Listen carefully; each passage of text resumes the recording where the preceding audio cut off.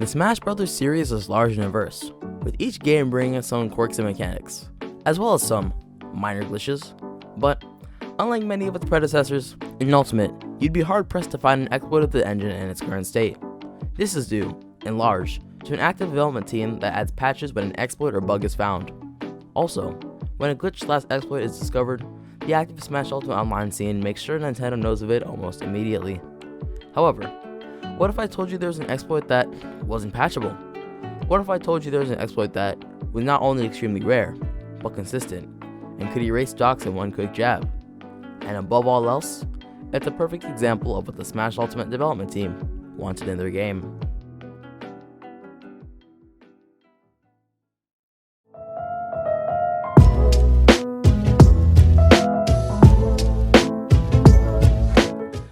The Smash series has a mechanic called Jostle. To quote the Smash Wiki, Jostle is, quote, a form of collision detection present throughout the Super Smash Bros. Series. Typically, it is understood as the effect wherein two objects are overlapping, and as a result, each object is slowly pushed away from each other. When multiple characters attempt to occupy the same space, they push away from each other. This effect also applies to other elements, such as items, enemies, and summon Pokemon and assist trophies, though some of these only jostle each other and not other things in other groups. The effect tends to be stronger on the ground, particularly in Ultimate between two opposing fighters. One such example of this is simply running. In Smash Ultimate, when two characters run into each other, unlike in previous Smash games where they can just pass through each other, they just collide. Smash Ultimate's jostle is so strong that no character is able to pass through each other under almost every circumstance. So what would happen if then your character needed to escape a virtually infinite multi-hit move, but the opponent stood in the way? Well, we already established that no two fighters in Smash Ultimate can pass through each other on the ground, so it, in theory of course, is inescapable.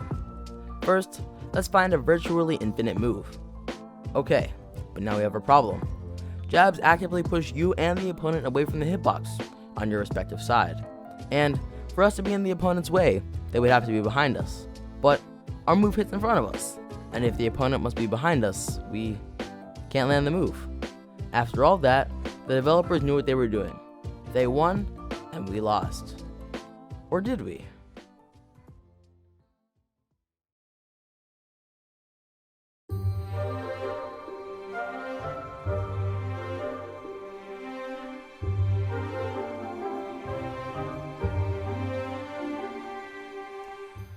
Okay, since I don't think anyone has ever actually talked about how to do it, I'll offer my theory. It's important to note that this is a theory and not a conclusive explanation, because I'm not an expert about this.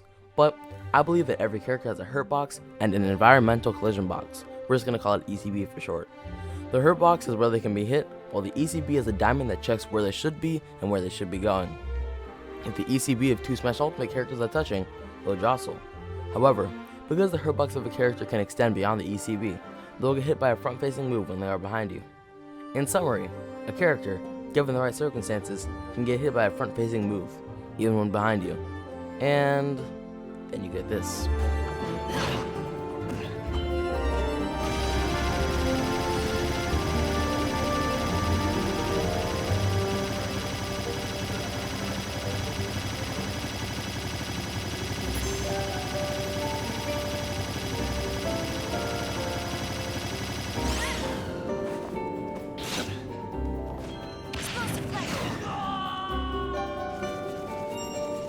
Is everything working as the developers intended? Yes. Did the developers intend for this specific thing to happen? No. But at the end of the day, doesn't matter? As long as we're all coming together and having fun and playing the game in the way that we want. Nintendo, can you please just let us play the game that we want, even if it's not the way you intended it to be played? Because Smash is beautiful, and you should let it flourish like it was meant to flourish. Thank you all for watching, and have a great day.